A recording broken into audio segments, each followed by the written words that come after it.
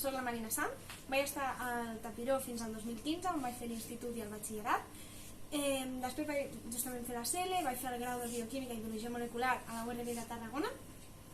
Després d'aquests 4 anyets vaig fer el màster de Neurociència a l'Autònoma de Barcelona i a continuació volia fer un doctorat, però havia de formar-me més, havia de fer més cursos, més cosetes per tenir més punts. Llavors, després d'aquest any de formació extra, vaig aconseguir una beca per fer un doctorat en dolor crònic i cannabinoids aquí a Madrid, a la Universitat Rei Juan Carlos de Alcorcón, i acabo de començar la meva tesi doctoral. Per tant, no us puc contar res més.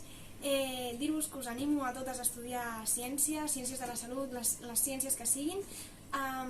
És un món molt interessant, tinc un munt de companyes, es pot, fem un molt bon equip i les noves generacions segurament aportaran moltes més coses noves, molt més innovació. Per tant, aquí us esperem, molta sort i us desitjo el millor.